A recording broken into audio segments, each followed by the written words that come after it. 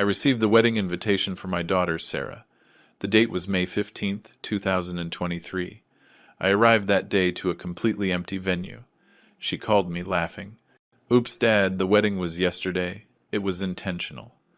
But what she didn't know is that I kept every receipt, every piece of proof, every lie.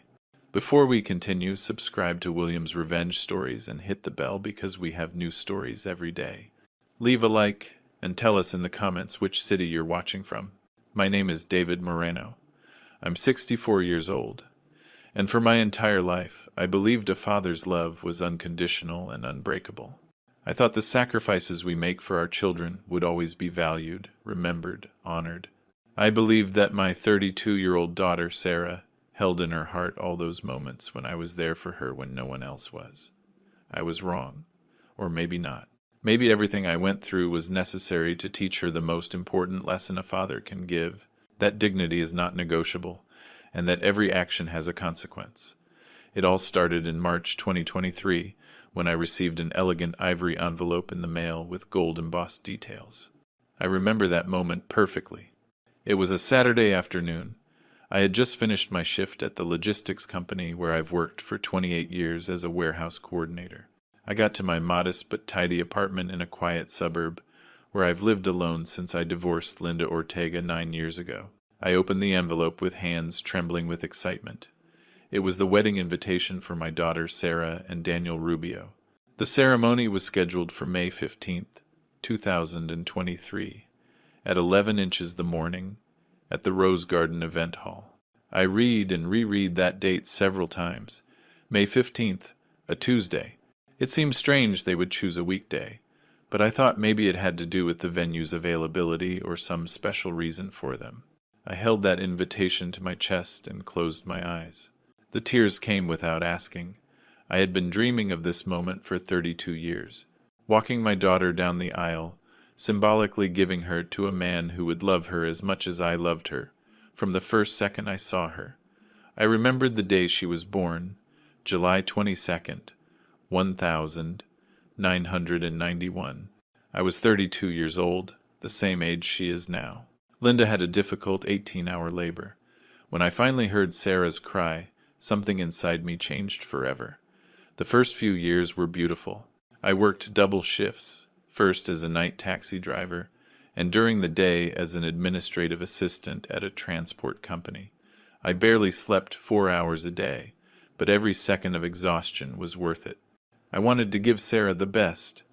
Private school, piano lessons, educational trips. Linda and I didn't have much money, but I compensated for that lack with constant effort. I perfectly remember the nights Sarah had nightmares. Linda was a heavy sleeper, so I was the one who got up, held her, sang her made-up songs until she fell back asleep. I remember her first steps, her first word, which was Dada, her drawings that I kept all in a special box.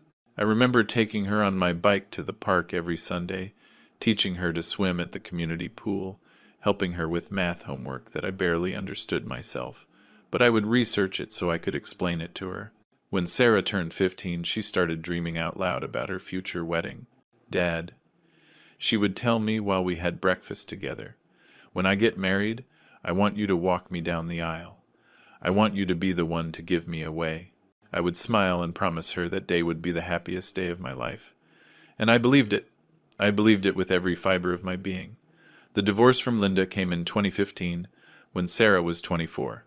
It was a painful process, but necessary. Linda had changed over the years. She had become bitter, resentful, always comparing herself to friends who had more money. She constantly criticized me for not earning enough, for not having a bigger house, for not being able to give her luxuries she considered essential. I tried to save the marriage, but it reached a point where I understood I was living with a stranger who only saw my shortcomings and never my efforts. After the divorce, I kept in constant contact with my 2 children, Sarah and her younger brother Michael, who was 19 at the time. Michael was always noble, transparent, loyal. He decided to live with me for a while before moving out on his own. Sarah, on the other hand, chose to stay with her mother in the apartment I gave up as part of the divorce settlement. I didn't hold a grudge against her for that decision. She was her mother. It was natural for her to want to be with her. Over the following years, I noticed subtle changes in Sarah. Her calls became less frequent. Our monthly lunches started getting canceled. She always had excuses. Work, commitments, being tired. When we did see each other, conversations that once flowed naturally now felt forced, uncomfortable. She would constantly look at her phone, respond in single syllables, and seemed anxious to end the meeting. But I justified everything. She's young, I told myself. She's building her life. It's normal for her to pull away a bit. I never wanted to be that possessive father who doesn't let his children go, so I gave her space, trusting that the love we had built over decades was solid enough to withstand any distance. In 2019, Sarah called me, excited. She had found the perfect apartment in a nice part of town, but she needed help with the down payment. The total price was $140,000. I had my life savings, exactly $153,000 set aside for my retirement. Without a second thought, I transferred $140,000 to her account. I put the apartment in her name as an early wedding gift. She cried with happiness over the phone. She told me, "You're the best dad in the world." I was left with $13,000 for emergencies and felt like I had made the best decision of my life. Now, holding that wedding invitation in March 2023, I felt everything made sense. My sacrifice had been worth it. My daughter was getting married, and I would be there, proud, emotional, fulfilling the dream we had both shared since she was a teenager. The following weeks I dedicated completely to preparing for that day. I went to 3 different stores before finding the perfect suit. A classic cut navy blue that cost me $450, more than I would normally spend, but this was special. I rehearsed the speech I would give at the reception in front of the mirror. I had written 17 different versions, searching for the exact words to express 32 years of unconditional love. I also prepared a special gift for Sarah and Daniel, an envelope with $5,000 that I had managed to save by working overtime for 6 months. I wanted to help them start their married life without financial pressure. I called Sarah several times during those weeks to coordinate details. Her replies were brief, almost sharp. "Dad, everything is organized. Don't worry," she would say impatiently. When I asked her about the ceremony rehearsal, if she needed me to come early to practice the entrance, she replied, "It's not necessary, Dad. Just be there on the 15th at 11. Something in her voice bothered me, but again, I attributed it to the typical pre-wedding jitters. The night of May 14th, the day before the date on my invitation, I could barely sleep. I checked 1,000 times that the suit was perfect, that the gift was ready, that the speech was in my pocket. I got up at 6 in the morning on May 15th, showered, shaved carefully, and dressed slowly, savoring every moment. I looked in the mirror and saw a happy father, a man who had fulfilled his purpose in life. I left my apartment at 9 in the morning. The Rose Garden Event Hall was a 40-minute trip on public transport. I arrived at 10, an hour early in case they needed anything last minute. I carried a bouquet of white flowers for Sarah, her favorite since she was a little girl. But when I got to the venue, I found the gates locked. There were no cars parked, no decorations, no one. The silence was absolute, heavy, unnatural. My heart started beating uncontrollably. My hands were shaking as I held the phone. I dialed Sarah's number with clumsy fingers, almost dropping the phone twice. The rings felt eternal, each second like a full hour. 1, 2, 3, 4 rings. No answer. I tried again immediately. This time, after the 6th ring, she finally picked up. "Hello?" she said in a calm, almost bored voice. "Sarah, honey, I'm at the Rose Garden and it's all closed up. There's no one here. What's going on? Did the location change? Did I get the address wrong?" My voice was rushed, desperate. There was a silence. Then I heard something that chilled me to the bone. A laugh. It wasn't a nervous or awkward laugh. It was a cold, calculated, cruel laugh. "Oops, Dad," she said in a mocking tone. I had never heard from her before. The wedding was yesterday, May 14th, not the 15th. "What a shame you missed it. I guess you didn't read the invitation correctly." The world stopped. My legs almost gave out. What? No, wait. My invitation clearly says May 15th. I have the paper right here, Sarah. It says the 15th. Oh, Dad. It must have been a printing error then. What a pity. Well, it's over now. It's done. It was a beautiful ceremony you can't imagine. The hall was gorgeous, the white flowers well, whatever. Thomas walked me down the aisle. It was very emotional. Thomas Rubio, Daniel's father. A 68-year-old businessman, owner of 3 car dealerships in Chicago. A man who had always looked at me with barely disguised contempt on the few occasions we had met. Thomas walked you down the aisle? I repeated like a robot, unable to process the words. Yes, Dad. Someone had to do it. We couldn't wait, right? Anyway, I have to go. We're finishing up organizing things for the honeymoon. We'll talk another day. And she hung up. I stood there in front of those closed gates, the phone still pressed to my ear, the bouquet of white flowers in my other hand. Cars drove by on the avenue behind me. Life went on as normal for everyone, except for me. My mind tried to find some logical sense in what I had just heard. A printing error. Impossible. Invitations are checked multiple times before printing, and even if it had been a genuine mistake, why didn't anyone call to let me know? Why didn't my own daughter check that I had the correct date? I pulled the invitation from my inner jacket pocket. I studied it under the May sunlight. There it was, printed in elegant gold ink. The 15th of May, 2023, 11 a.m. There was no ambiguity. There was no way to get it wrong. The number 15 was perfectly clear. I opened my phone with hands that were now shaking for different reasons. I went on Instagram, a social network I hardly ever used but had installed precisely to see occasional posts from my children. I looked for Sarah's profile. Her last post was from 3 hours ago. Wedding photos. Dozens of photos. The images hit me like physical punches. Sarah, radiant in a white lace dress, with long sleeves and a long train. Daniel, dapper in a flawless black tuxedo, the hall decorated exactly as she had described. White flowers everywhere, warm lights, tables with champagne-colored tablecloths. But what destroyed me the most was one specific photo. Thomas Rubio, arm in arm with my daughter, walking down the central aisle, while guests smiled on both sides. I should have been in that photo. That was my place, my moment, my right, earned with 32 years of unconditional love. I swiped through the images with growing horror. There were at least 200 guests. I recognized faces. Linda's family, Sarah's friends from college, Daniel's co-workers. Everyone had been there. Everyone except me. In no photo was there an empty chair with my name on it. In no image was there any sign that someone had asked about my absence. It was as if I had never existed in my daughter's life. The comments under the posts were all gushing congratulations. Beautiful wedding. What a perfect couple. It was an unforgettable celebration. Not a single comment asked about the bride's father. Not one. I kept checking. I found the profile of Linda, my ex-wife. She had also posted photos. In one of them, she appeared next to Thomas Rubio and his wife, the 3 of them smiling with champagne glasses in their hands.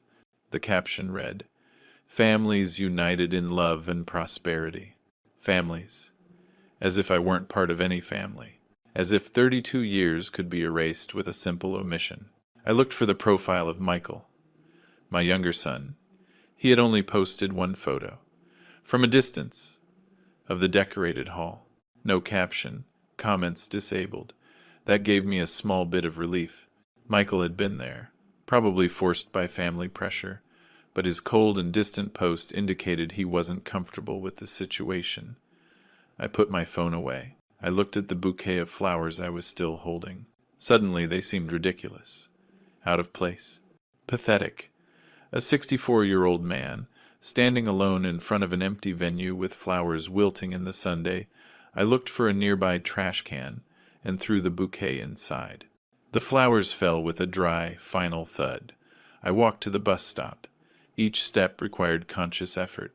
My mind replayed Sarah's laugh on the phone over and over. That mocking tone, that coldness. It wasn't the voice of someone regretting a misunderstanding. It was the voice of someone who had achieved exactly what she wanted. The trip back to my suburb was a blur. I don't remember getting on the bus. I don't remember the ride. I only remember being back in my apartment, taking off that navy blue suit I had chosen with so much excitement, hanging it carefully in the closet, as if it still mattered. I sat on the living room sofa. The curtains were closed, leaving the room in shadows. I didn't turn on any lights. I didn't turn on the television. I just sat there, in silence, processing the magnitude of what had just happened. It hadn't been a mistake. That's what my mind finally accepted. Invitations don't have printing errors on the date, the most important piece of information of all. And even if they did, the bride calls her father to verify. The bride makes sure her father, the man who dreamed of walking her down the aisle, has the correct information. Unless the bride doesn't want her father to be there. That truth settled in my chest like a lead weight. My daughter had deliberately excluded me from her wedding. She had given me a fake date. She had let me arrive at an empty venue. She had humiliated me in the cruelest way possible. But why? That was the question hammering in my head. What had I done to deserve this treatment? I mentally reviewed every recent interaction with Sarah. We had never fought. I had never denied her anything. I had always been available when she needed me. So what? The answer came slowly, like fog seeping through cracks. I remembered visits to Linda's house over the last few years. The few times I was invited, I felt uncomfortable stares from her family. I heard whispered comments about my job, my small apartment, my old car. I specifically remembered a Christmas dinner 3 years ago, where Linda's brother, a corporate lawyer, had asked with a condescending tone, "Still at the same warehouse job, David?" The way he said it, as if it were something shameful. I remembered meeting Thomas Rubio 2 years ago, when Sarah officially introduced Daniel as her boyfriend. The 6 of us went to dinner, Sarah, Daniel, Thomas, and his wife Susan, Linda, and me. Thomas had spent the entire dinner talking about his businesses, his properties, his international trips. Every story was a display of wealth. When he asked me what I did for a living and I replied that I was a warehouse coordinator, his expression changed subtly. A micro-expression of disappointment, almost disgust. He stopped addressing me for the rest of the evening. Now I understood. To them, I was an embarrassment. The poor father, the man with no money or status who didn't fit the perfect image they wanted to project at that wedding. Thomas Rubio, successful businessman, looked better in the photos walking the bride down the aisle. David Moreno, warehouse coordinator in a modest suit, ruined the aesthetic. That realization hurt me more than the exclusion itself. My daughter had chosen appearances over love. She had chosen money over history. She had chosen to impress her new family over honoring her father. I got up from the sofa when it got completely dark outside. I went to the kitchen. I made coffee even though I knew I wouldn't sleep anyway. I sat at the small table where I had rehearsed my speech so many times. I took out the 17 written versions and read them one by one. Words about unconditional love, sacrifice, paternal pride. Words that no one would ever hear. I methodically tore them into small pieces and threw them in the trash. Something changed in me that night. It wasn't an emotional breakdown. It wasn't a collapse. It was clarity. Cold, perfect clarity. If my daughter had planned this, if she had made such calculated decisions, then I could also plan. I could also make decisions. But mine would have consequences she never imagined. 4 days passed since that May 15th. 4 days in which I didn't leave my apartment except to go to work. I completed my shifts at the warehouse with mechanical efficiency. I answered when spoken to. I performed my tasks without errors. But my mind was elsewhere, processing, analyzing, understanding patterns I had ignored for years. On Wednesday night, May 19th, my doorbell rang. It was 8:15. I wasn't expecting anyone. I looked through the peephole and saw Michael standing in the hallway, with a serious expression and his hands in his jacket pockets. I opened the door. "Son," I said simply. "Dad, we need to talk." His tone was grave, worried. He walked in without waiting for an invitation and sat on the sofa where I had spent hours motionless days before. I made tea for both of us. Michael watched his hands while I brought the cups to the coffee table. I sat across from him in the armchair. I waited. I knew my younger son well enough to know he had come with a specific purpose and would speak when he was ready. I was at the wedding, he began finally, without looking me in the eye. They made me go. Mom called me 20 times, threatening to never speak to me again if I didn't attend.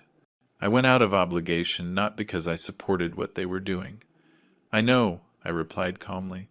I saw your post on social media. A single photo with no comments. I understood the message. Michael looked up. Dad, you need to know something. What happened wasn't an accident.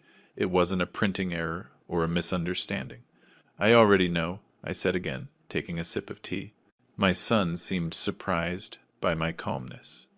He probably expected to find me devastated, crying, broken. But the 4 days of silence had given me something more valuable than release. Perspective. So you know it was planned, Michael insisted. I suspect it, but tell me what you know. Michael took a deep breath. 2 months ago, mid-March, I went to Mom's house to get some documents I needed for some paperwork. She didn't know I still had a key. I went in and heard voices in the living room.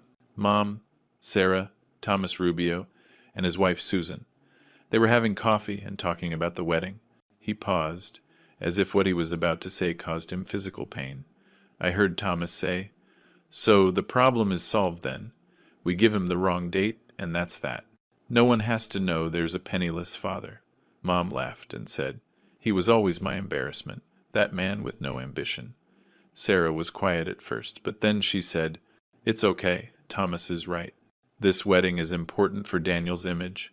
We can't have pictures with, you know." The words hung in the air between us. Michael had tears in his eyes. I didn't. "Continue," I said in a firm voice. Susan Rubio, Thomas's wife, suggested they print 2 batches of invitations.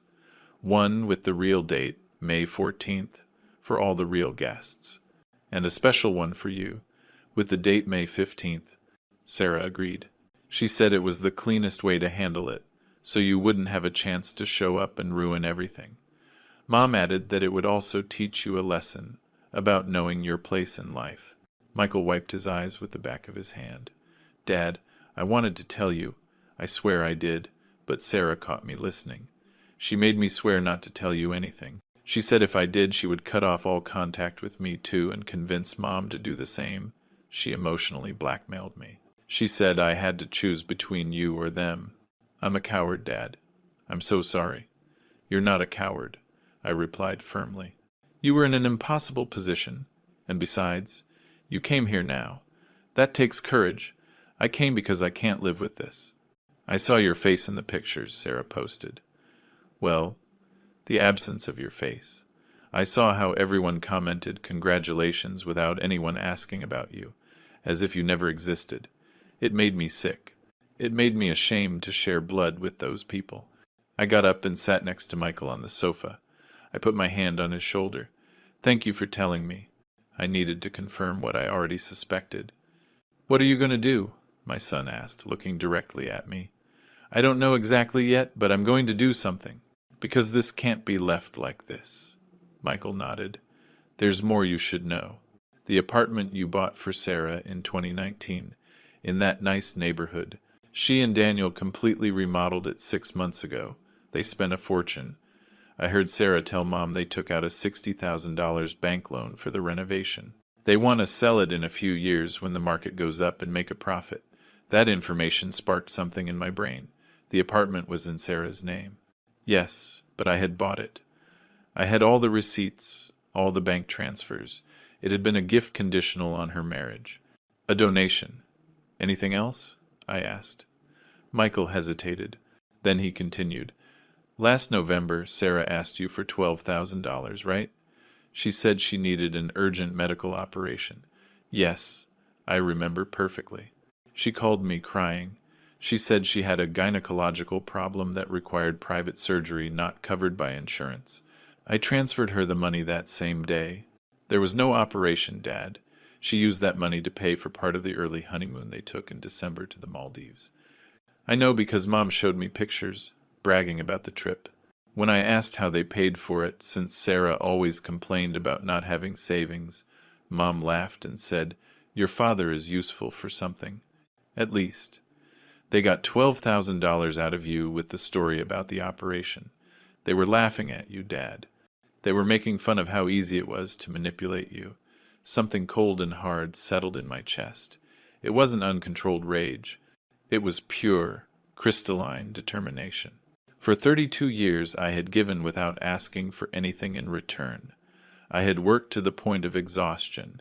I had sacrificed my own dreams, and had done it with genuine love, believing I was building unbreakable bonds with my daughter. But bonds require two people holding on. I had been holding on alone for years without realizing it. Sarah had let go of her end a long time ago, probably influenced by Linda and her resentment, then reinforced by the Rubio family and their classist contempt. "Michael, I need you to be honest with me. When did Sarah change? When did she stop being the little girl who wrote me letters saying I was the best dad in the world?" My son thought carefully before answering. "I think it was gradual, after the divorce. Mom constantly spoke badly about you to her. She told her you were the reason she didn't have a better life, that if you had tried harder, earned more, been more ambitious, they would have lived as they deserved." Over the years, Sarah started to believe it. Then she met Daniel and his family. The Rubios live in a completely different world. Big houses, luxury cars, vacations abroad. I think Sarah became ashamed of her origins, of us, of you especially. "And you're not?" I asked. "You've seen that life too. Why aren't you ashamed?" "Because I remember. I remember the nights you came home exhausted from working 2 shifts, and still sat down to help me with math. I remember you sold your car to pay for my college prep course. I remember when I got sick with appendicitis at 13, you slept in a chair next to my hospital bed for 4 straight days. I remember who you really are." Sarah chose to forget. Or worse, she chose to rewrite history so that you were the villain, and she was the victim. We were silent for several minutes. Outside, the May night was warm. Through the open window came the sounds of neighbors having dinner, televisions on, normal life continuing. "Dad," Michael said finally, "I will support you in whatever you decide to do. If you need a witness for anything, if you need me to confirm information, count on me. I owe that to the man who sacrificed everything for his children, even if one of them turned out to be ungrateful." I hugged my son. It was a long, necessary hug. At least one of my children had preserved values, humanity, loyalty. When Michael left around 11 p.m., I was alone again. But this time, the loneliness was different. It was no longer the painful silence of freshly discovered betrayal. It was the productive silence of a strategy forming. I sat in front of my laptop. I opened a digital folder where I kept all the important documents of my life. I found the bank transfers for the apartment.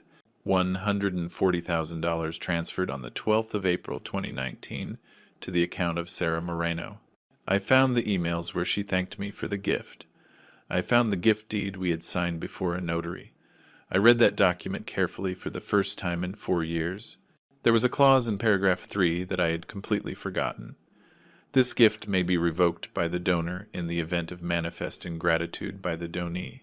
I looked up the legal definition. It clearly stated that causes for revocation included causing serious injury, denying support, and attempting on the donor's life. But it also mentioned that case law had expanded the concept of manifest ingratitude to acts demonstrating contempt or a serious lack of respect towards the donor, deliberately excluding me from her wedding after years of sacrifice, deceiving me with a false date, publicly humiliating me, laughing at my absence, lying to me about a medical operation to steal money from me. That sounded like manifest ingratitude. I printed all the relevant documents. I organized them in a physical folder. I added screenshots of the wedding posts. I printed the bank statement showing the transfer of $12,000 in November 2022 with the description medical emergency. It was 2 a.m. when I finished. I had a complete folder with documentary evidence of everything. I knew it wasn't enough yet. I needed legal advice. I needed to understand exactly what my options were. But for the first time since May 15th, I felt something like control. I wasn't a passive victim waiting for an apology that would never come. I was a man making active decisions about his own dignity. Sarah had planned my humiliation for months. Now I would plan my response. And my response would be legal, measured, just. But it would be final. The following days were not spent reviewing documents or bank statements. I already had that information organized. What I did was something more painful and necessary. I revisited every significant memory with Sarah, forcing myself to see them with new eyes, searching for the exact moment my daughter stopped loving me and started using me. I sat in my armchair with an old shoebox I'd kept in the closet for years. Inside were letters, drawings, photographs, movie tickets, physical memories of 32 years of fatherhood. I opened the box slowly, like someone opening a wound that never healed properly. The first letter was dated June 2006. Sarah was 15, teenage handwriting, purple ink, hearts drawn in the corners. Dad, today in class they asked us to write about our hero. Everyone wrote about soccer players or singers. I wrote about you. You are my hero because you work so hard so I can go to a good school, because you always have time for me even when you're tired, because you teach me that money doesn't make people valuable. Their actions do. I love you, Dad. You're the best dad in the whole world. I had to stop, take a deep breath. That 15-year-old girl had really existed. She wasn't my invention. She had been genuine. Her words had been honest. So what happened? I continued searching in the box. I found a photograph from her college graduation in 2013. Sarah in a cap and gown, smiling widely, hugging me with genuine force. I was smiling too, proud, with wrinkles around my eyes that told stories of sleepless nights to pay for that university. Behind us, barely visible, was Linda with a neutral, almost bored expression. I remembered that day with perfect clarity. It had been June, sweltering heat. The ceremony lasted 3 hours under the Sunday. Linda complained the whole time about the heat, the length, the uncomfortable chairs, but Sarah seemed happy. When they called her name and she received her degree in business administration, she looked for me in the crowd and gave me a smile that lit up the entire auditorium. After the ceremony, I took her to dinner at a modest but nice restaurant. Linda didn't want to join us. She said she had a headache. Sarah and I ate paella, talked about her future plans, her dreams of working in a big company, maybe getting a master's degree someday. I gave her a gift I'd prepared, an envelope with $2,000 saved over a whole year. For your future, I told her. She cried, hugged me, told me I was the reason she had managed to finish her degree. At what point did that gratitude turn into contempt? I kept reviewing memories, but this time looking for signs I had ignored. I found another photo, this one from Christmas 2015, the first Christmas after the divorce. Sarah was 24. She was already living with Linda in the apartment I had given them. The photo showed a dinner at Linda's sister's house. I was sitting at a corner of the table, isolated. Sarah was at the other end, surrounded by cousins and uncles from Linda's side. No one was looking at me. It was as if I were an uncomfortable guest, tolerated out of obligation. I remembered that night now with a different perspective. I had brought gifts for everyone. A scarf for Sarah, perfume for Linda, wine for the hosts. The gifts were opened with forced smiles. Then came the gifts from Linda's family. Expensive technology, designer clothes, jewelry. My gifts were forgotten in a corner. At some point during that dinner, Linda's brother-in-law, an architect named Vincent, asked about my job. I explained I was still a warehouse coordinator. He made a comment that seemed harmless then, but now resonated differently. Well, someone has to do those jobs, right? Quiet laughter around the table. Sarah didn't laugh, but she didn't defend me either. She looked down at her plate. She was ashamed. Of me. Of her own father. I closed my eyes, trying to remember more interactions from those post-divorce years. Sarah's phone calls became predictable in their structure. They started with a polite question. "How are you, Dad?" I would answer. I tried to talk about my life, my work, a movie I had seen. She would listen with clearly forced patience. Then came the real reason for the call. Dad, I need help with something. It was always money. Car repair, dental treatment, a specialization course, new furniture. I always said yes. I transferred what she asked for without question.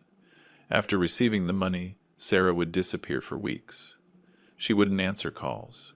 She would reply to messages with single syllables days later, until she needed something again. Why didn't I see the pattern? Why did I refuse to accept that my daughter had turned me into an emotional ATM? Because parents want to believe. We want to believe that the love we gave will return. We want to believe that the sacrifices were valued. We want to believe our children are better than the evidence suggests. So, we ignore signs. We justify behaviors.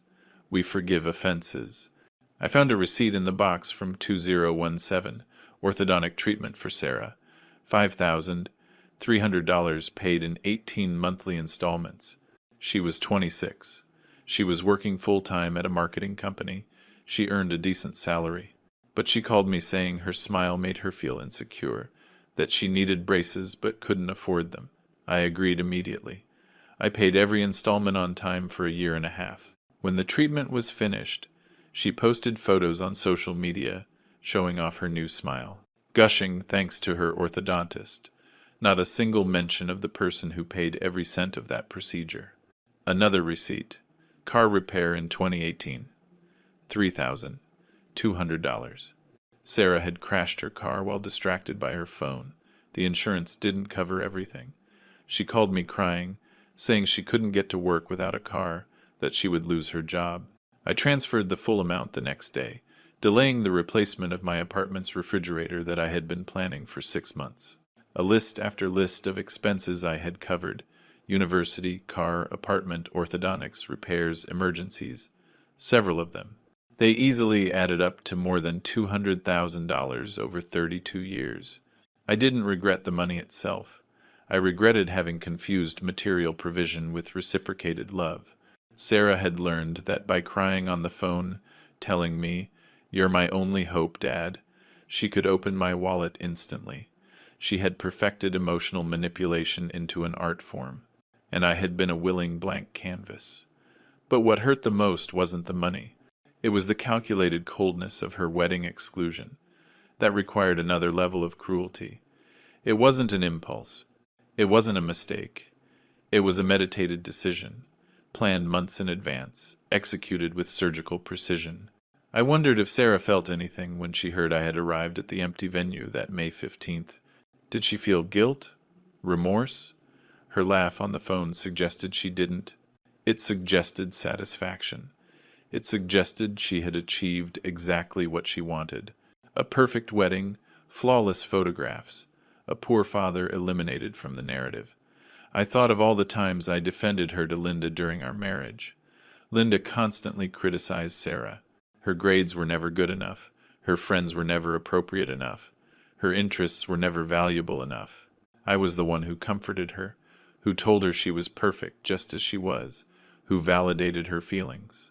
It's ironic that Sarah ended up becoming an amplified version of what Linda always was, someone who measures human worth in bank accounts.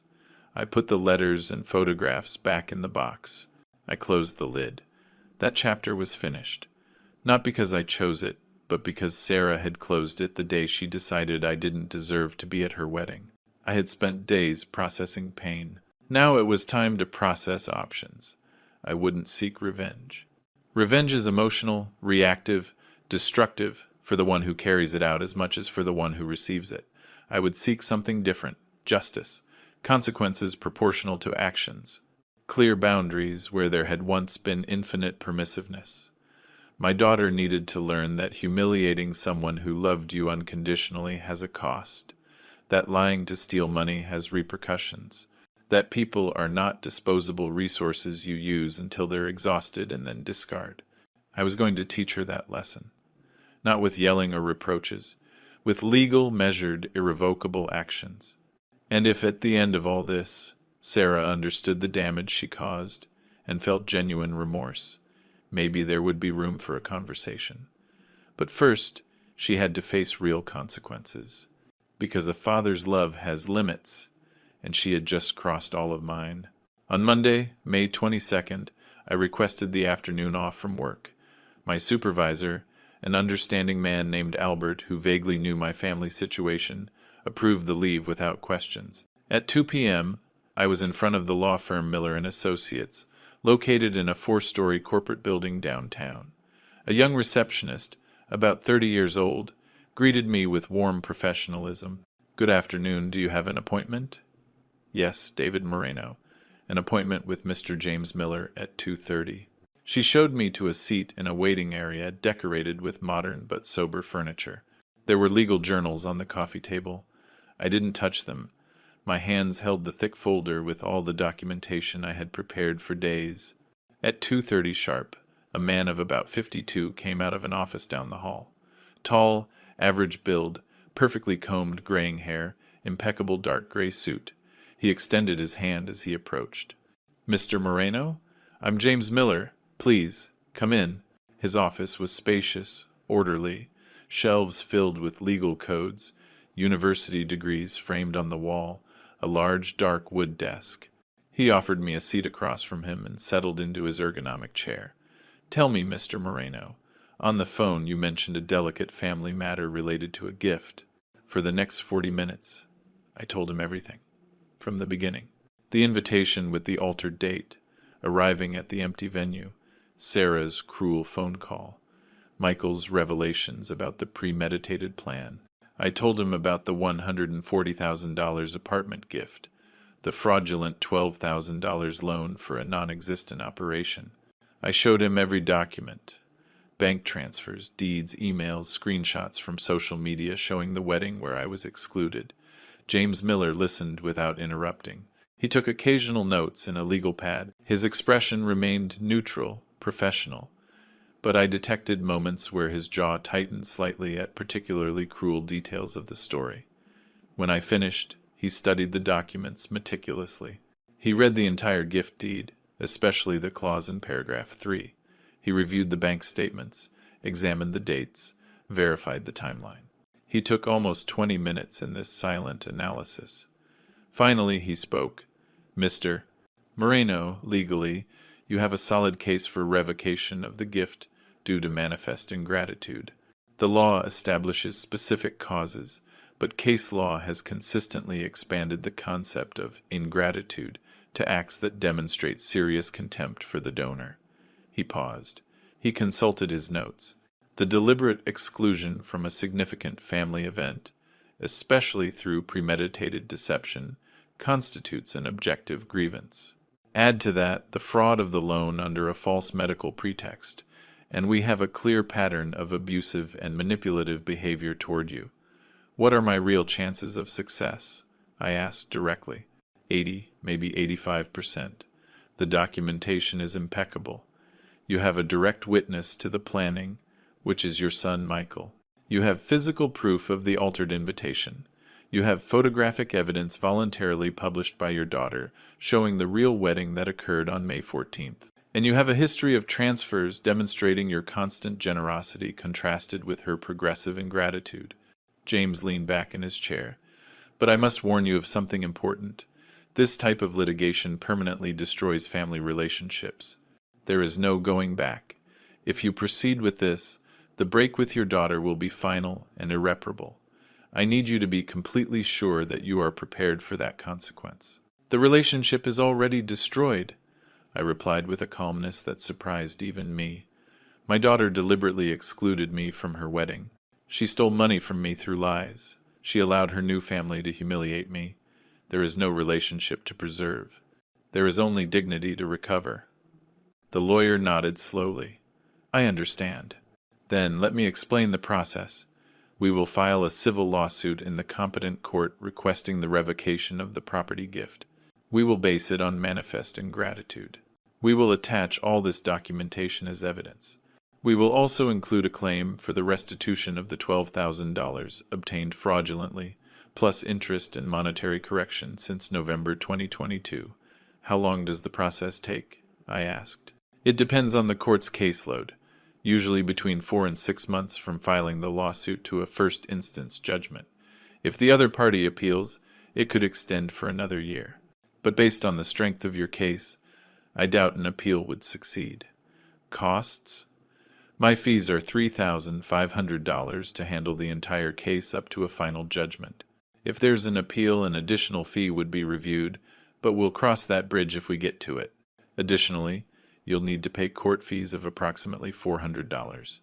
I did some quick mental calculations. I currently had $18,000 saved after years of frugal living. Spending almost $4,000 on fees was a significant investment, but I could potentially recover the apartment valued at $140,000 plus the $12,000 from the fraudulent loan. Mathematically, it made sense. Emotionally, it was necessary. Proceed, I said firmly.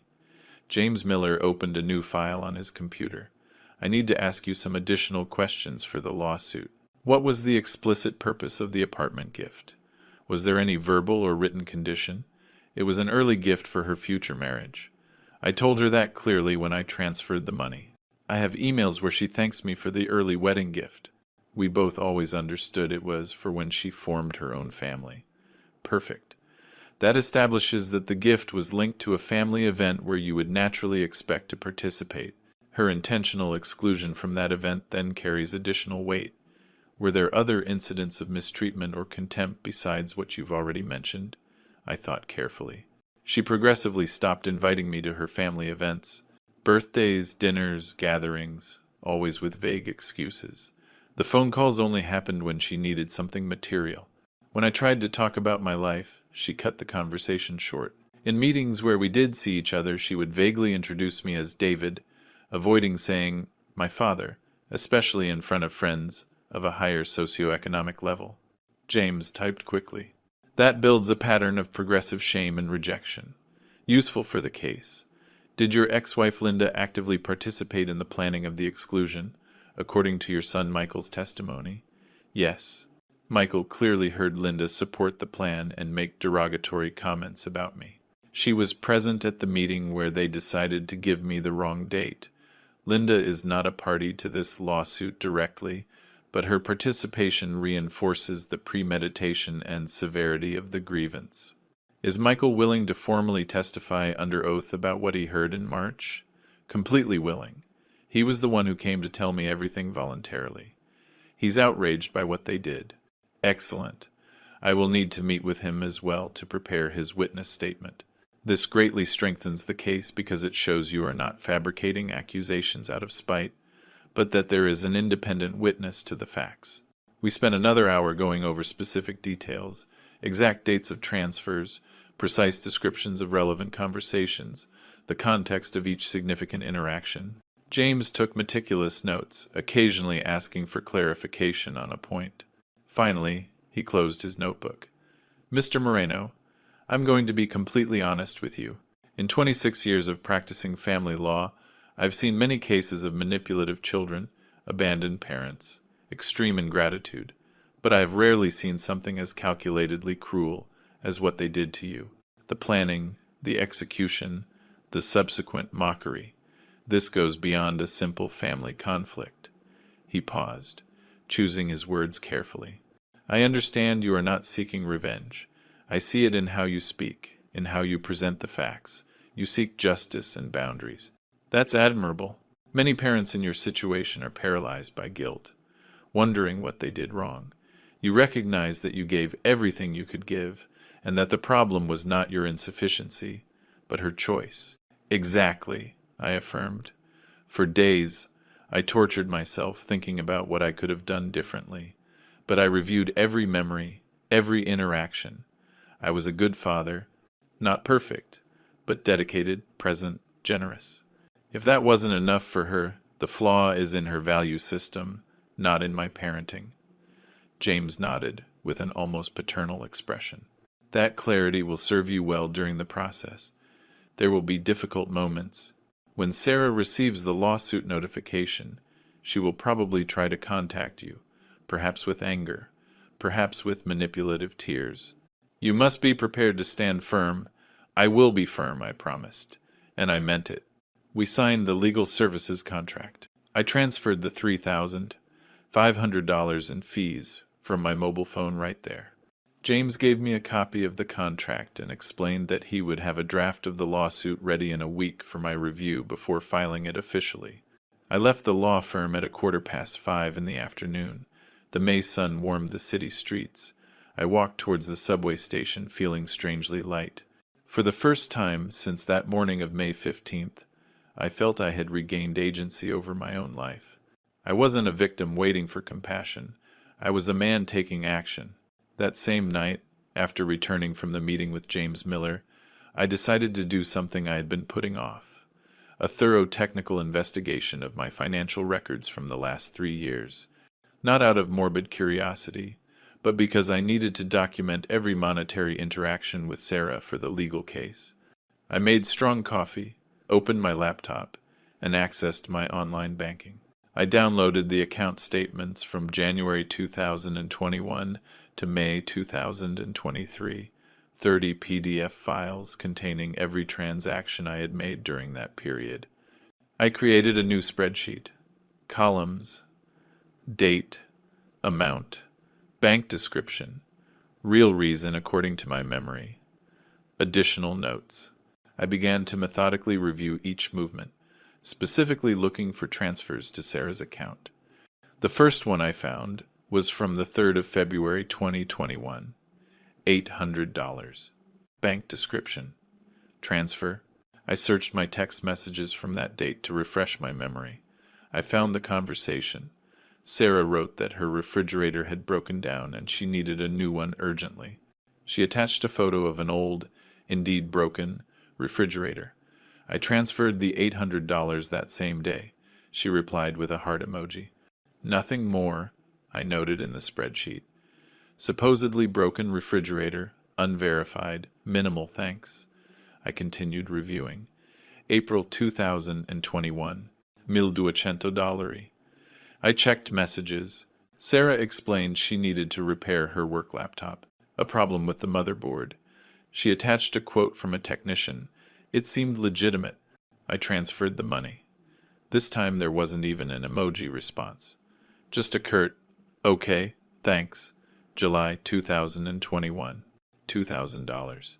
This one took me longer to remember. I looked in my call log.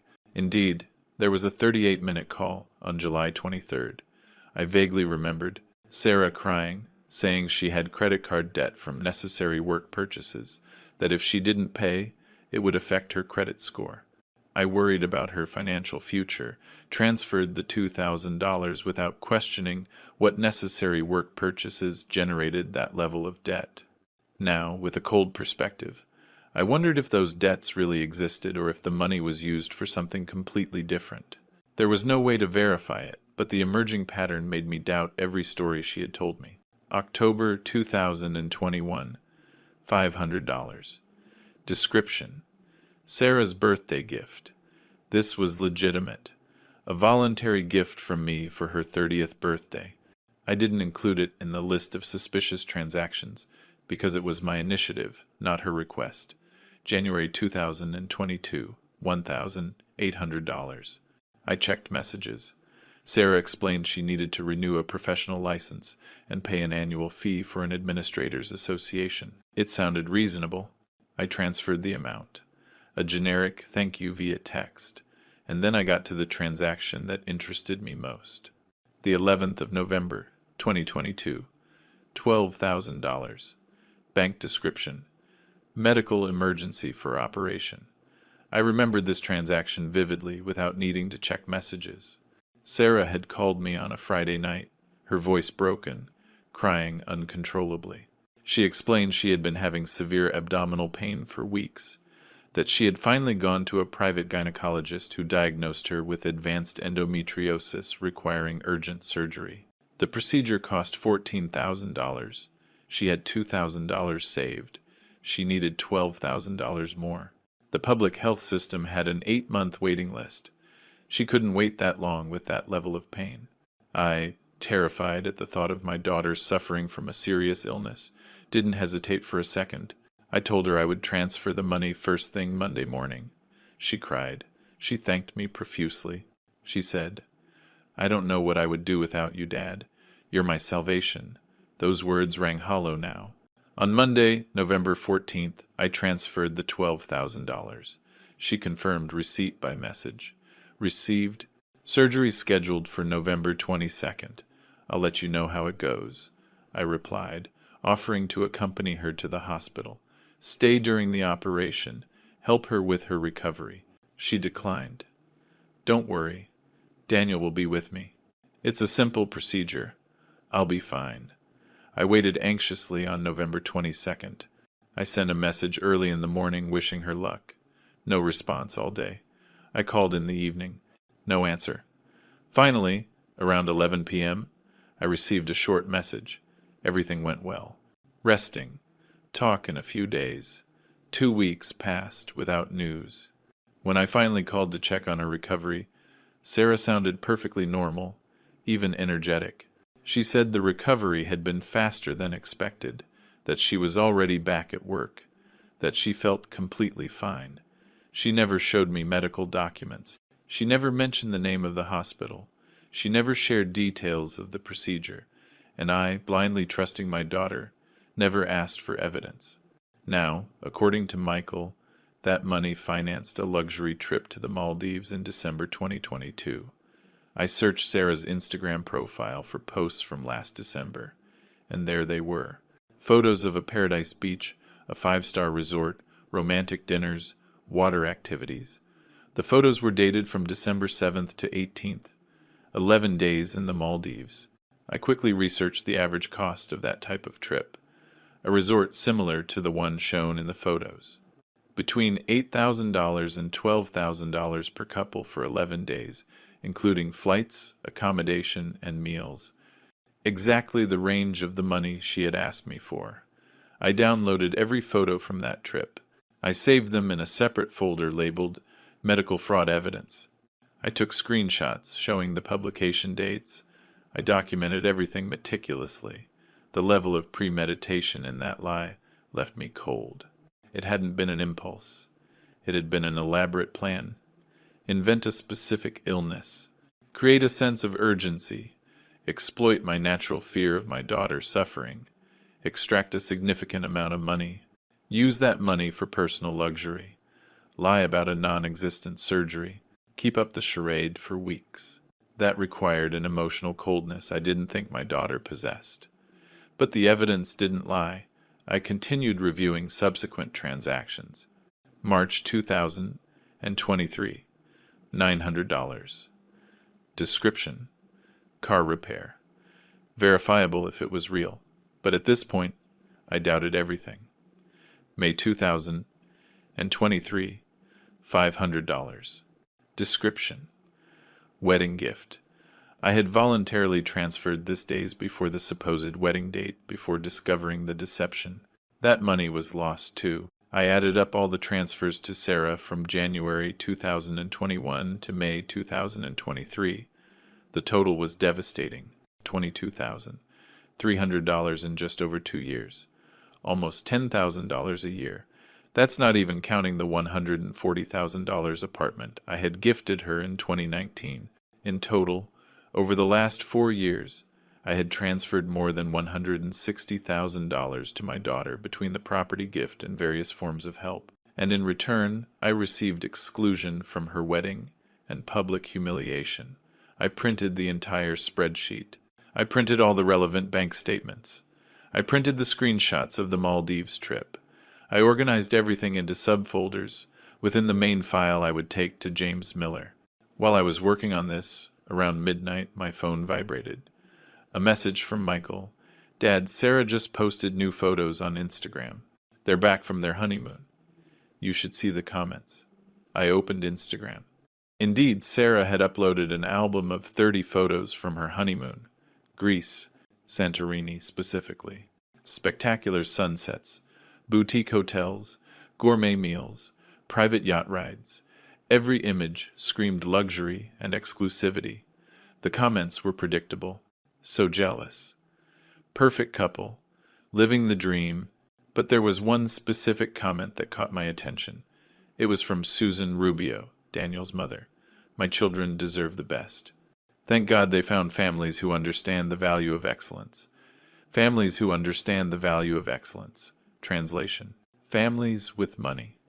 Families that don't include warehouse coordinators like me. I saved a screenshot of that comment too. Not because it was legally relevant, but because it perfectly crystallized the mindset that had motivated my exclusion. I closed the computer after 1 in the morning. I had everything documented. Every dollar transferred. Every lie detected. Every pattern of manipulation identified. James Miller had said the case was solid. Now it was more than solid.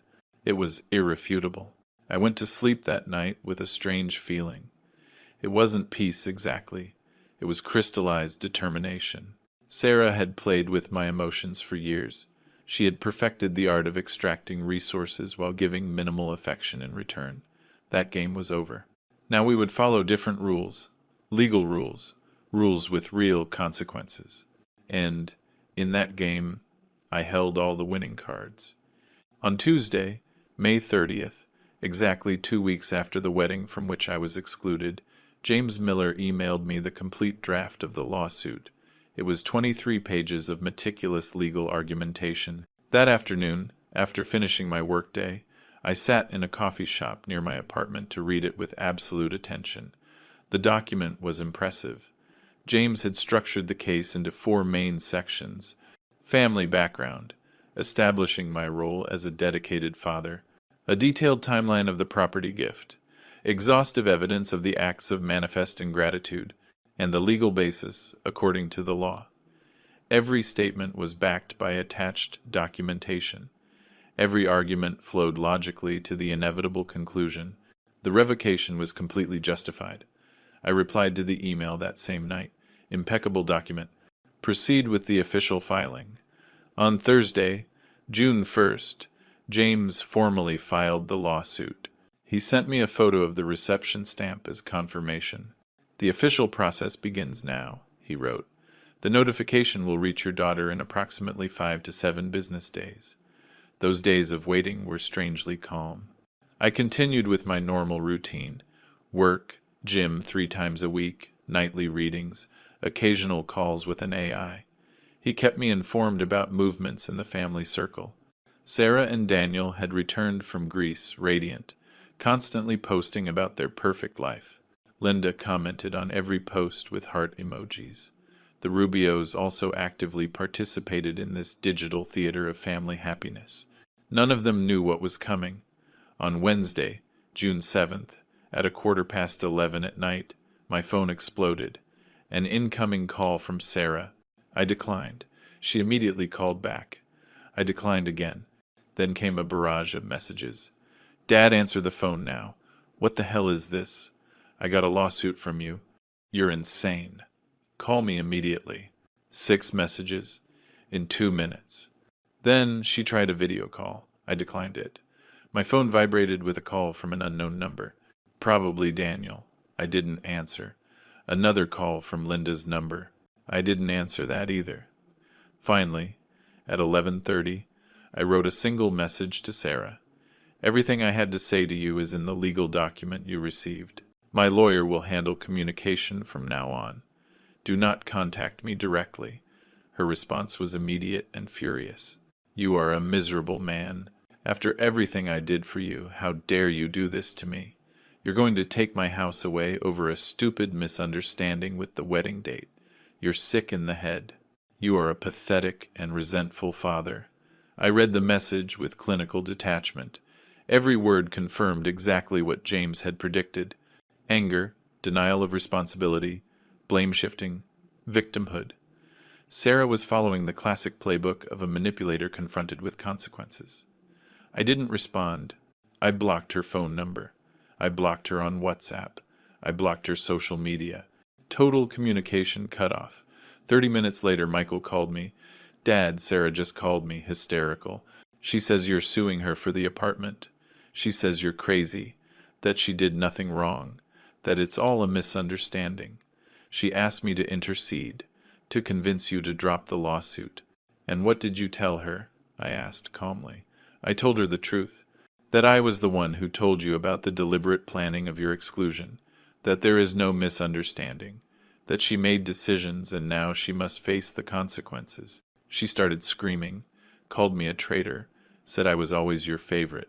Then she hung up. She probably won't speak to me ever again. I detected pain in my son's voice. I'm sorry, Michael.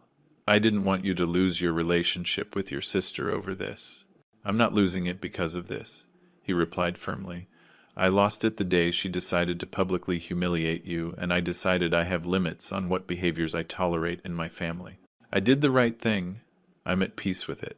I felt proud of that 8-year-old young man who had developed such a solid moral backbone. I love you, son. Thank you for your integrity. I love you, Dad. Stay strong. She will try all sorts of tactics. Don't give in. We hung up. I made myself some chamomile tea to calm my slightly agitated nervous system from the indirect confrontation. I knew this was just the beginning. James had warned me that Sarah would try multiple strategies before accepting the reality of the situation. Over the next 3 days, contact attempts continued from different numbers. I blocked each one systematically. I received an email from an account I didn't recognize, probably created specifically to bypass my blocks. The message was long, alternating between dramatic pleas. Dad, please, don't do this to me. It's my home, and venomous attacks. You've always been resentful for not having what others have. I forwarded the email to James without replying. He wrote back, typical. Save everything. It can be useful to demonstrate her pattern of emotional manipulation.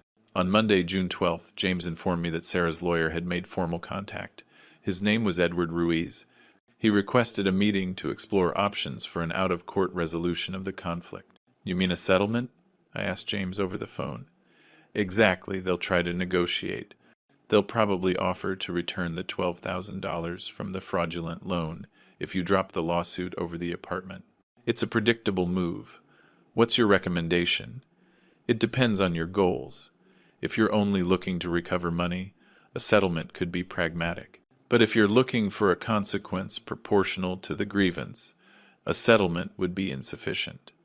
They keep the $140,000 apartment.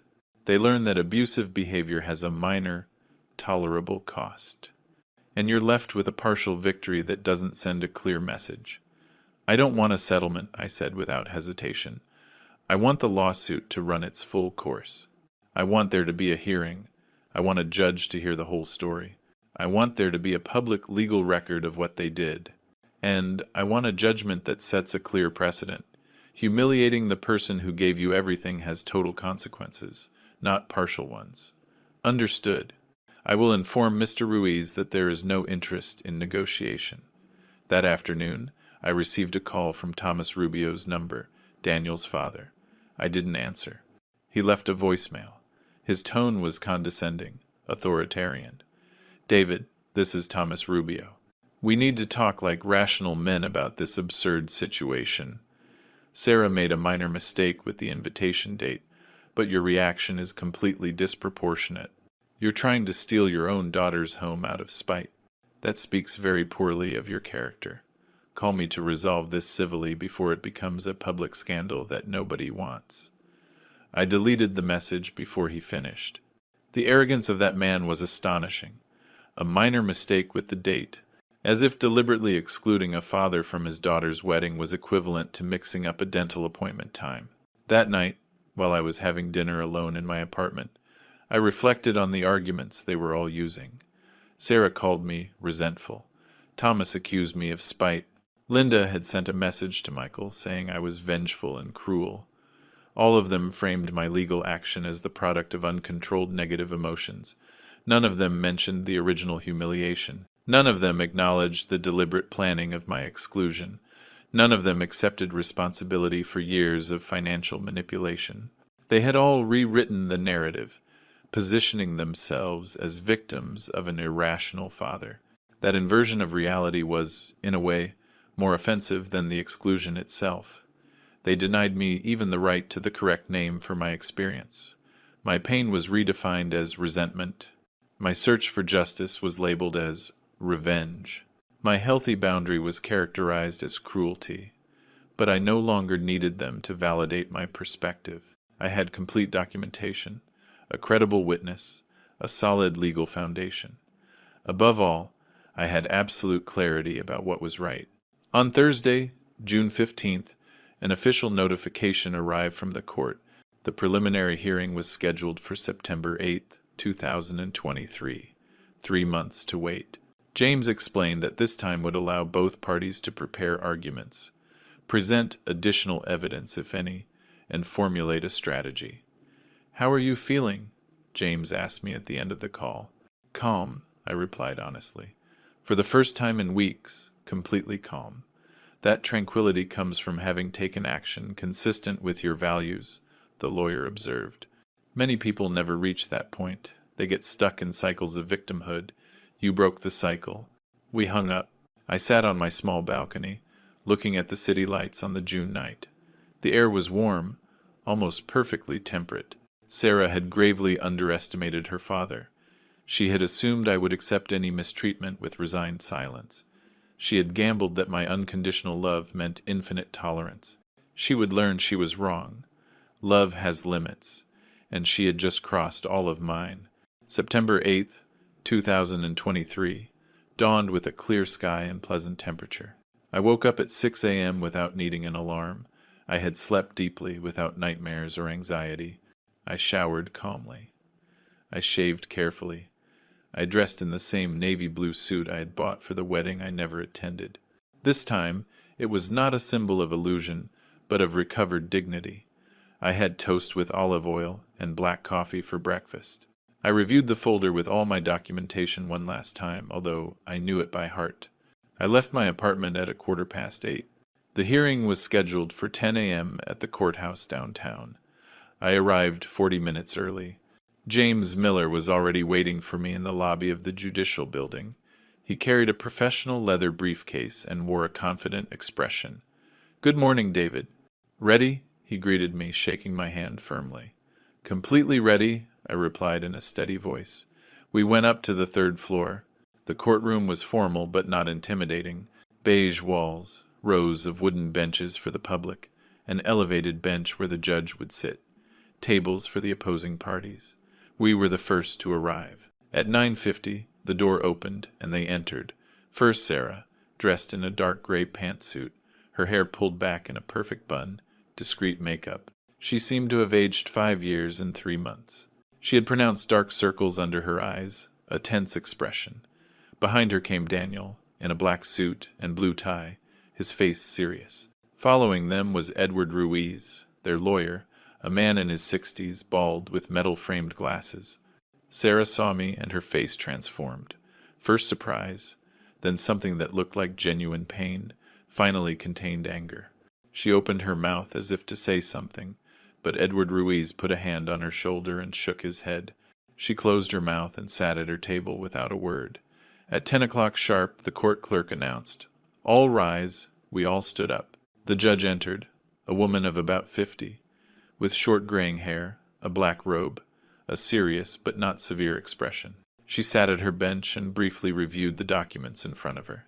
"You may be seated," she indicated. "Case number 2023 to 4512. David Moreno versus Sarah Ortega. Lawsuit for revocation of gift due to manifest ingratitude. Counsel for the plaintiff. Identify yourself." James stood up. James Miller, representing Mr. David Moreno. Counsel for the defendant. Edward Ruiz stood up. Edward Ruiz, representing Miss Sarah Ortega. The judge nodded. "We will proceed in the established order. Counsel for the plaintiff. State the facts and grounds of your complaint." James stood up with impeccable professional posture. For 25 minutes he presented the case with surgical precision. He began by establishing context. A dedicated father. Documented sacrifices for 32 years. A generous gift of a property valued at $140,000 as an early wedding gift. Then he described the events of May 15th, the altered invitation, the premeditated exclusion, the public humiliation. While James spoke, he projected onto a digital screen the invitation I had received, clearly showing May 15th.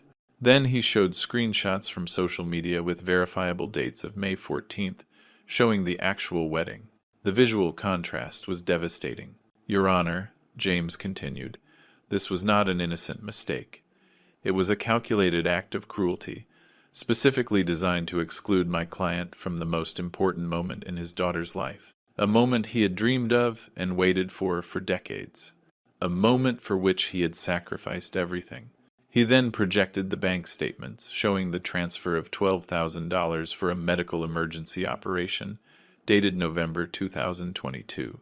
Then he showed the photographs of Sarah and Daniel in the Maldives in December of that same year. Miss Ortega invented a non-existent illness to extract $12,000 from her father, James explained in a controlled but firm tone. Money she used for a luxury vacation while her father, a man of limited means, genuinely believed he was saving his daughter's health. This is a clear pattern of systematic financial and emotional manipulation. Edward Ruiz stood up. Objection, Your Honor.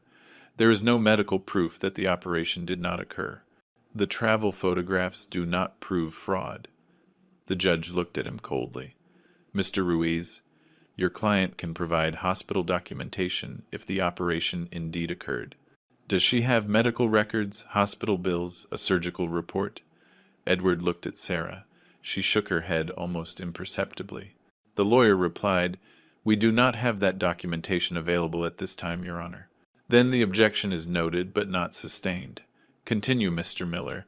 James proceeded by presenting the written testimony of Michael Moreno, my younger son, who had formally declared under oath that he had overheard the deliberate planning of my exclusion in a conversation between Sarah, Linda, Thomas Rubio, and Susan Rubio in March 2023. The document included specific details, the exact date, place, participants, and verbatim quotes of what he heard. We have here a direct witness to the premeditation, James emphasized. This was not an impulsive decision. It was a family conspiracy executed over months with the specific goal of publicly humiliating my client for classist reasons related to his socioeconomic status. He finally projected Susan Rubio's comment on Instagram. My children deserve the best. Thank God they found families who understand the value of excellence. James left that sentence on the screen for several seconds. This comment reveals the underlying mentality, he said. My client was not considered excellent enough to participate in the wedding. His honest job as a warehouse coordinator, his modest life, were seen as an embarrassment that needed to be hidden. Miss Ortega chose image over integrity. She chose status over filial love. She chose to appear perfect over honoring the man who gave her everything. A heavy silence fell in the room. I glanced briefly at Sarah. Tears were running down her cheeks, but her expression was hard, resentful, not repentant. James concluded, Your Honor, according to the law and established jurisprudence, manifest ingratitude justifies the revocation of gifts. Here we have ingratitude in its purest form, deliberate grievance, financial manipulation, systematic contempt. We request that the revocation of the gifted property be declared appropriate, and that the restitution of the $12,000 obtained fraudulently be ordered, plus corresponding interest and monetary correction. He sat down. The judge made notes in her file. Then she looked at Edward Ruiz. Counsel for the defendant, you have the floor for your defense. Edward stood up.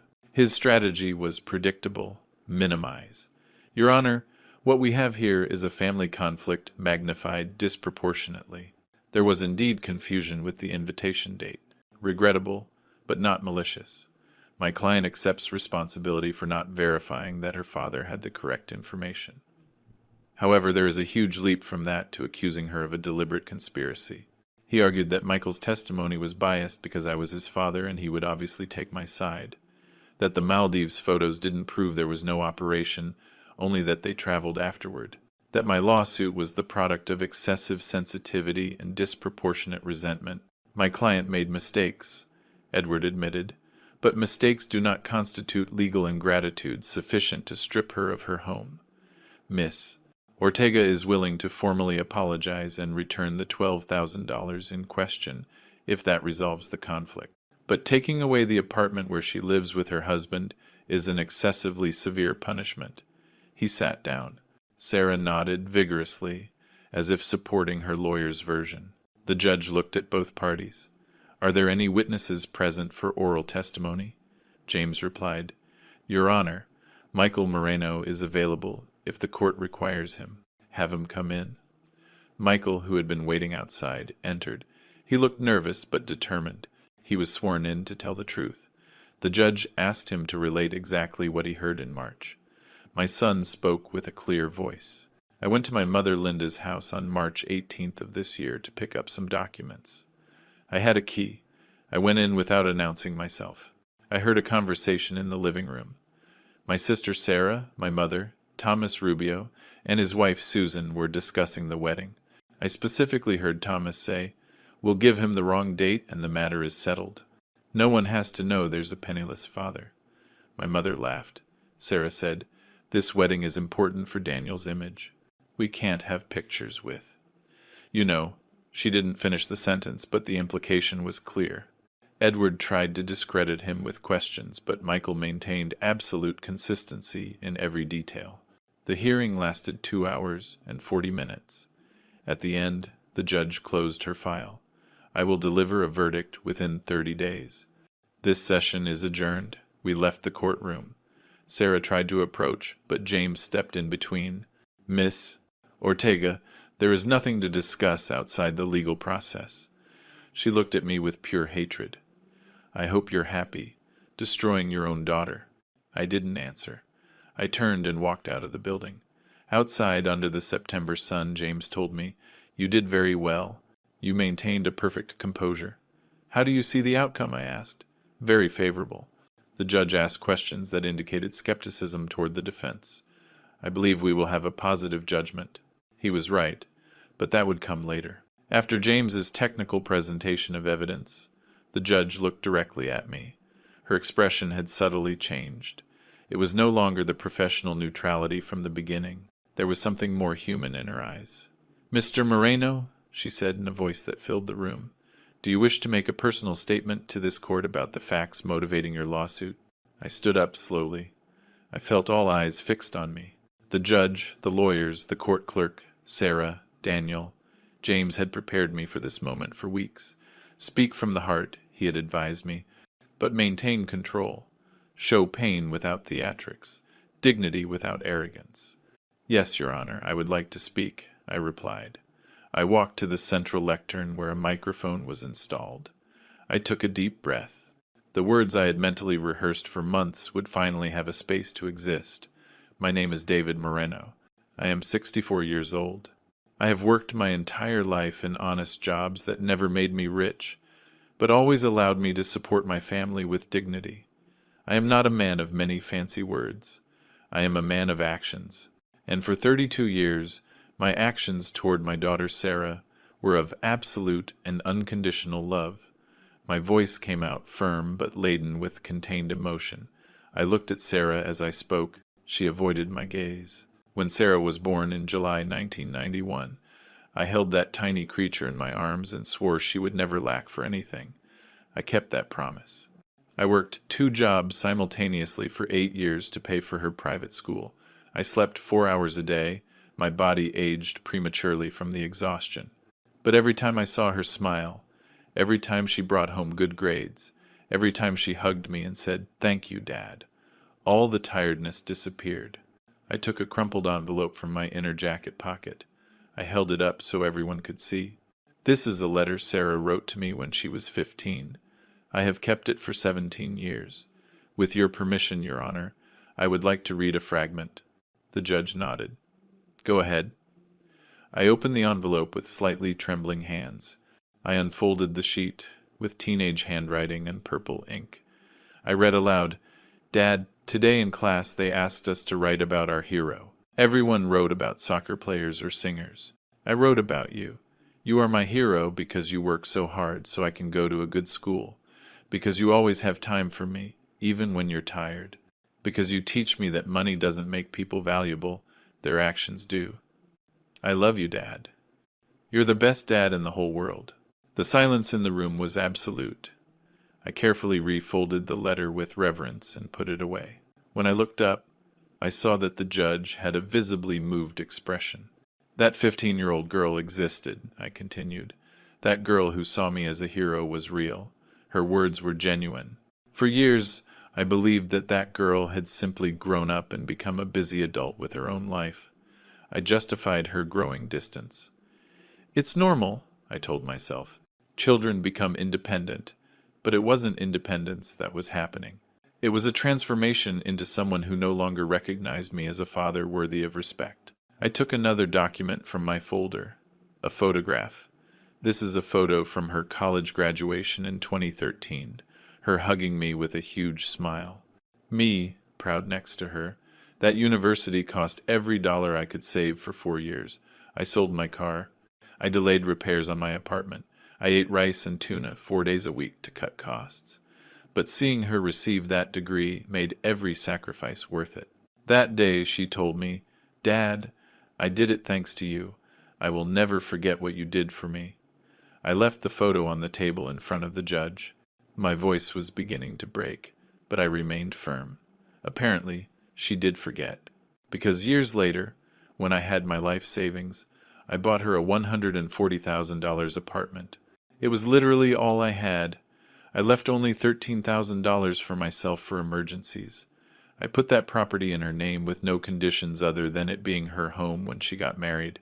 She cried with happiness. She hugged me. She told me I was the best father anyone could ask for. I paused. I took a deep breath to control the lump in my throat. And then, when that marriage finally came, when the moment I had waited for decades arrived, the moment to walk her down the aisle, as we had dreamed together since she was a teenager, they gave me an invitation with the wrong date, intentionally, deliberately, so that I would arrive at an empty hall, so that I would miss the ceremony, so that her husband's rich father-in-law would take my place in the photographs, so that I would be erased from the narrative of her perfect life. Because my modest job, my small apartment, my simple life, did not fit with the image they wanted to project. I looked directly at Sarah. This time she held my gaze. There were tears in her eyes, but also hardness. I arrived that May 15th with a new suit I had bought, especially with white flowers, her favorite, with a prepared speech I had written and rewritten 17 times, with an envelope containing $5,000 saved over 6 months of overtime as a gift for her and Daniel.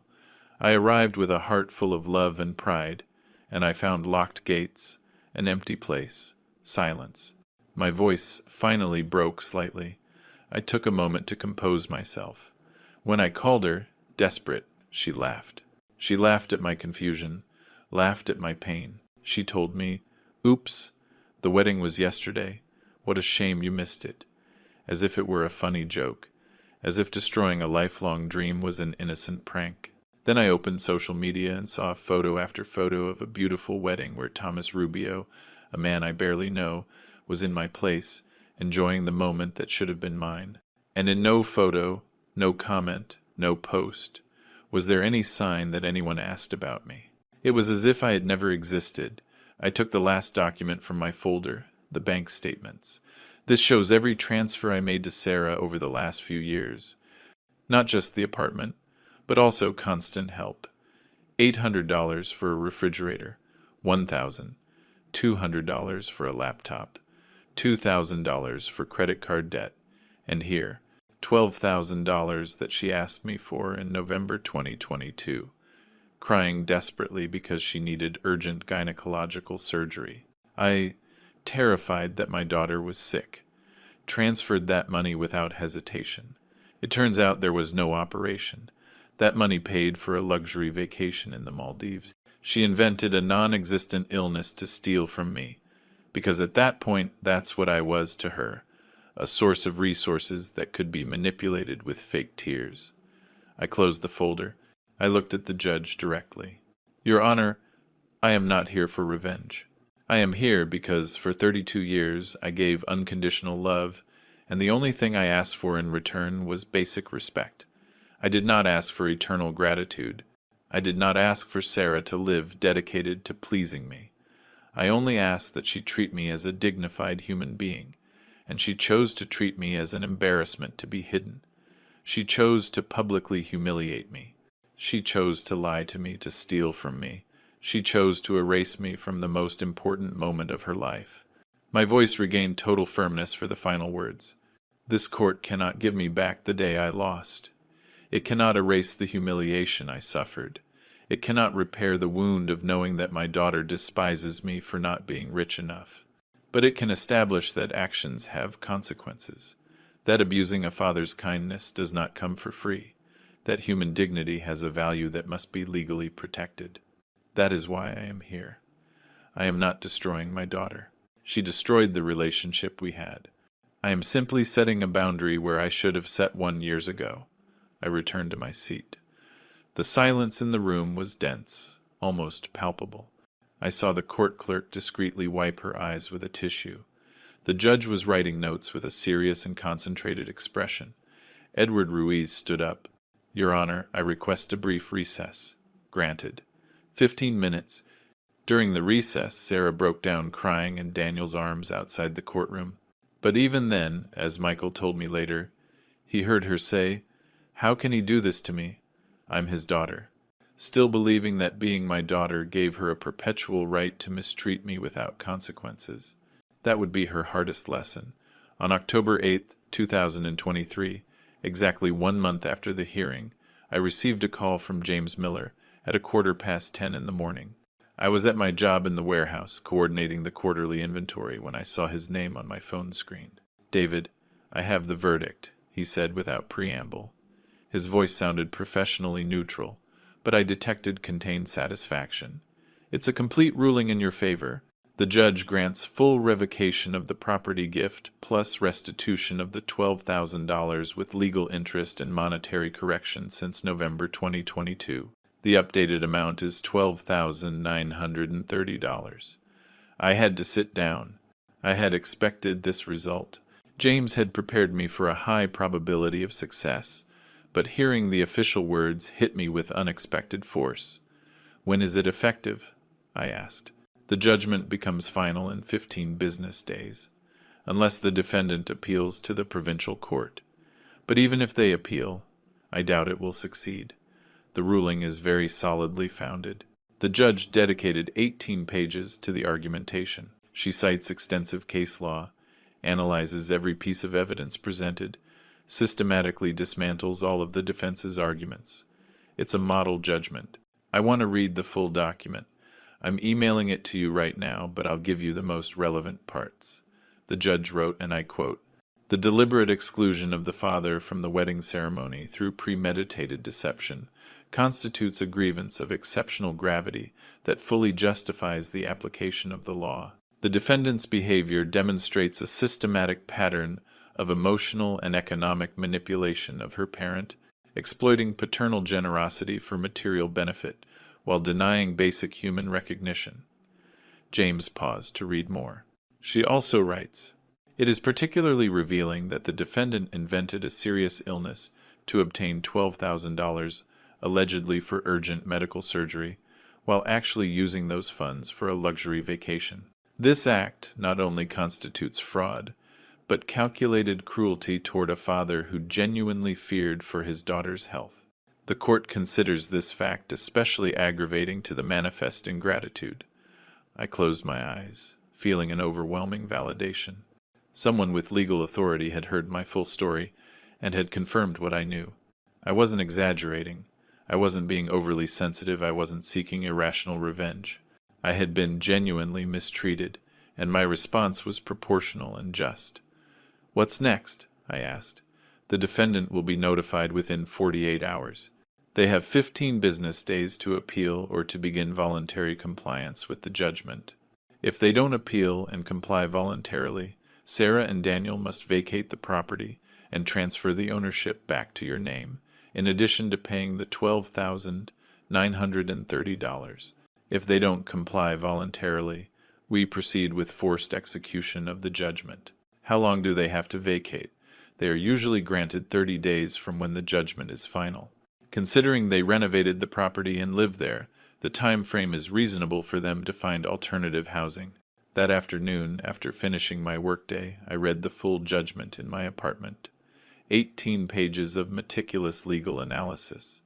The judge had examined every piece of evidence we presented.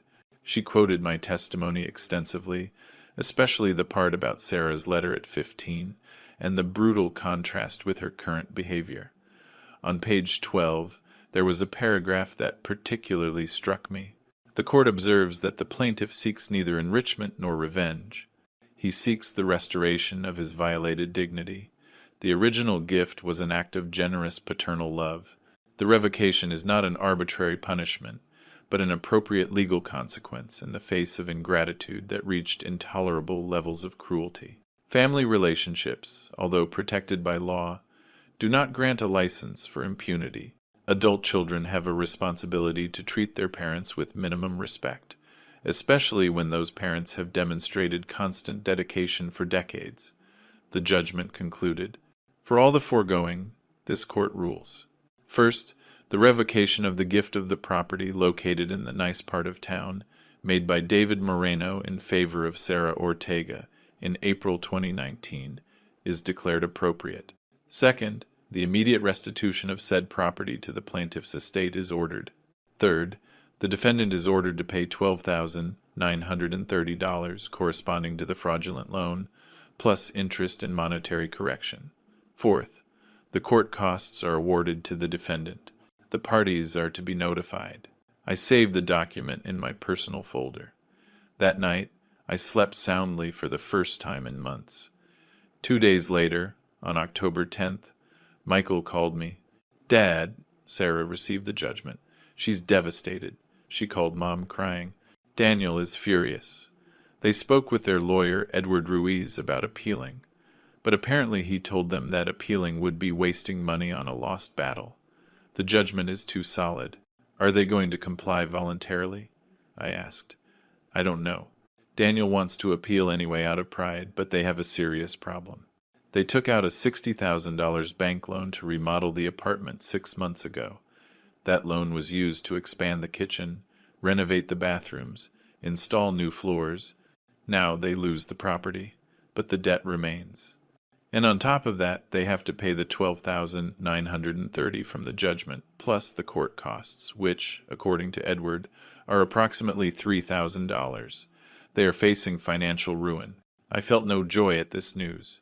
I wasn't seeking sadism, but I didn't feel guilt either. They had made the decision to renovate a property that could legally be revoked. They had gambled that I would never act. They had miscalculated. On October 22nd, James informed me that there was no appeal. The deadline expired at midnight today. The judgment is final. They now have 30 calendar days to vacate the property and transfer the deeds. They must also pay the monetary restitution.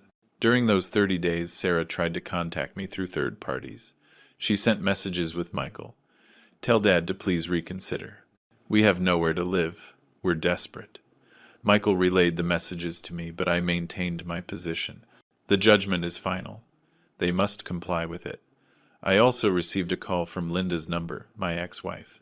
I didn't answer. She left a voicemail full of insults. "You're a monster. Leaving your own daughter on the street because of a wounded ego. You were always a small man with a miserable soul. I hope you can live with your conscience." I deleted the message before she finished. On November 5th, while organizing documents in my apartment, I made an additional decision. I called my lawyer. "James, I want to update my will. I need to completely remove Sarah as a beneficiary. Everything should go to Michael. Are you completely sure? It's a permanent decision that will affect your family legacy." "Completely sure." Michael showed loyalty, integrity, and courage by testifying to the truth, even knowing he would lose his relationship with his sister. Sarah showed that she sees me only as a source of resources. I don't trust her to use an inheritance in a way I would approve of. Michael will use it well. 2 days later, I signed a new will before a notary. A simple and clear document. I institute as the sole universal heir of all my assets, rights, and actions my son, Michael Moreno. I expressly disinherit my daughter, Sarah Ortega, for serious causes of mistreatment and lack of respect, in accordance with applicable law. On November 20th, the last day of the eviction period, Sarah and Daniel handed over the keys to the apartment through Edward Ruiz. There was no personal meeting. The lawyer also delivered a certified check for $12,930. The court costs were paid directly to the court. James accompanied me to receive the keys. We visited the apartment together. It was empty, clean, with the expensive renovations they had installed intact. A modern granite kitchen, renovated bathrooms with premium finishes, natural wood floors. Ironically, they had increased the value of the property they now lost. "What will you do with the property?" James asked as we walked through the empty rooms. "Sell it. I don't want to live here. Too many bitter memories. I'll sell it and use the money for my retirement and to help Michael when he starts his own family." I hired a real estate agency. They listed the apartment for $165,000, reflecting the improvements made by Sarah and Daniel. It sold in 3 weeks to a young professional couple. 183, null net after commissions. With that money, plus the $12,930 recovered, plus my existing savings, I had a net worth of almost $200,000, enough for a dignified retirement and to leave a decent inheritance to Michael. But the most valuable thing wasn't the money. It was having recovered something I had lost for years: self-respect. I had established a clear boundary. I had shown that a father's love does not mean infinite tolerance for mistreatment. I had taught a lesson that Sarah would never forget, and I had found peace. March 2024. 6 months after the final judgment, I was sitting on the terrace of a coffee shop with Michael on a mild spring afternoon. My son had specifically requested this meeting because he had information about Sarah that he thought I should know. "Dad," Michael began, stirring sugar into his cup. "Sarah and Daniel. Well, they're having a hard time. They had to move. They're renting a small place now in a working-class neighborhood." "What apartment?" I asked. I had not intentionally followed their movements. I had cut off all informational ties with that part of my life. After the eviction, they rented a small 2-bedroom place in an old building, nothing like their old place. But even that rent was unsustainable for them. The $60,000 bank loan they took out for the renovations has monthly payments of $1,200. Between that, the rent, and normal expenses, they just couldn't make it. Daniel had to sell his car. Sarah canceled her gym membership, stopped going to restaurants, eliminated all the luxuries she had. Still, it wasn't enough. Michael took a sip of coffee before continuing. Last week, they had to sell the jewelry Sarah had received as wedding gifts. Gold earrings, a pearl necklace, a small diamond bracelet. They sold it all at a pawn shop. They got about $8,000. They used that money to pay overdue installments on the bank loan because the bank had already sent them foreclosure warnings. I processed this information without any particular emotion. It wasn't joy I felt, nor was it pity. It was simply the knowledge of natural consequences unfolding logically. "How do you know all this?" I asked. "Sarah called Mom crying 4 days ago. Mom called me, asking me to intercede with you, to ask you to reconsider, to give them the apartment back. I told her that was impossible, that the property is already sold to third parties. Mom became hysterical. She called me a traitor again. Then Sarah called me directly. It was a horrible conversation, Dad. She was screaming, crying, saying I had destroyed her life by testifying against her. I reminded her that I only told the truth about what I heard, that she destroyed her own life with her cruel decisions. What did she say to that?